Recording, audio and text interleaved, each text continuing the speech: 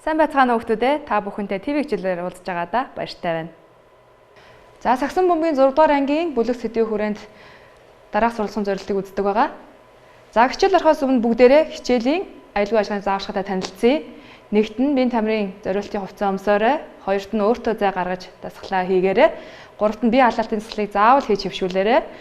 Гэртээ ээж байгаа тохиолдолд залгах, шидэх, дамжуулах үйлдэл хийхгүй байгаарай. Хэрвээ дасгалыг бөмбөгтэй хийхээр бол гэр бүлийнхаа тусламжийг аваарай. За өнөөдрийн хичээлийн сэдэв маань Сагсан бөмбөгийн үндсэн зогсол, шилжилтийн техникийг үзэхнэ.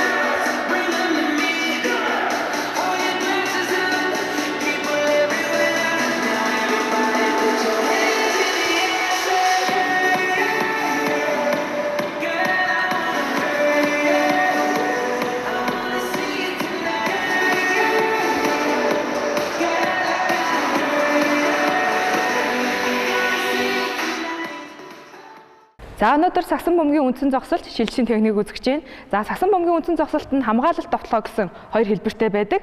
За багш нь хөлийн байрлалаас дасгалыг тайлбарлая. За хөлийн байрлал үлмийн өвдөг хоёр нэг шугамд байрлана. Нуруу их бие дэшээ цэх болно. За гарын байрлал нь довтлогын хамгаалалт ажиллагаа өөр байна. Довтлогооны хэлбэр нь энэ, хамгаалтын хэлбэр нь энэ. За хажуудлаас нь багш нь үзүүлье. Өсгий үлмийн чээж гарын байрлал.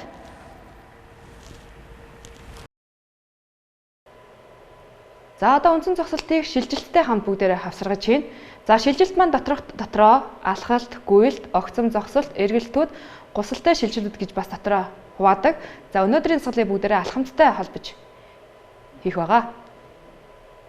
Дасгал 1. За довтлогооны үндсэн зогсолтын техникийн багш нь тайлбарлая. Хөлийн байрлал, гарын байрлал хэвээрээ. За энэ довтлогооны үндсэн зогсолтоос Сагсан бөмбөгийн техникүүд хийгдэг байгаа. Үндсэн техникүүд. За дамжуулалт, шидэлт, залалт маань энэ үндсэн зогсолтоос хийгддэг байгаа. За одоо энэ дасгалыг багшаа дагаад гэрээ 8 тонн дасгалыг үүсгэх нь өсрэлтээс 1, 2, 3, 4, 5, 6, 7, 8. За дасгалыг хадавтаад хий. 1, 2, 3, 4, 5, 6, 7, 8. Дасгал 2. За хамгаалтын үндсэн зогсолтын дээрээс дасгал маань хийгдэнэ. Гарын байрлал, хөлийн байрлал. За хажуу шигээ 2, хажуу шигээ 2, өршөө хашаага 2 шилжин. За шилжихдээ яг энэ биеийнхээ үндсэн пропорцийг хадгалж шилжих ёстой гэсэн. Хөлийн үл тавигдлаа. Яг энэ хэмжээгээ хадгалж шилжин. Хадгалж шилжин. Толгоо бас яг нэг хэмжээнд явагдана. Биеийн байрлал нэг хэмжээнд явагдах нэ гэсэн. За энийг арай хурдтай хий. 1, 2, 3, 4 урагшаага явлаа. 5, 6, 7, 8.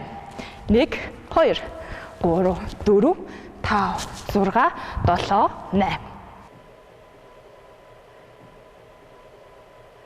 Дасгал 3. За дасгал маань хамгаалтын довтлогооны үндсэн зогсолтыг хамтдаж хийнэ. За эхлээд довтлогоо руу явах нь. Бөмбөгөөрлөө. Дамжуулалт. Зогслоо, буслаа. 1, 2, 3. Хостос шидэлт. Ахаа явлаа. Дамжуулалт.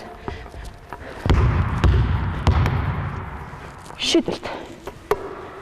За багш нь хичээлийн агуулгын хүрээнд та бүхэнд сагсны бөмбөгийн тухай мэдээлэл хүргэе. За сагсны бөмбөг маань ингэ 5 сайттай байдаг.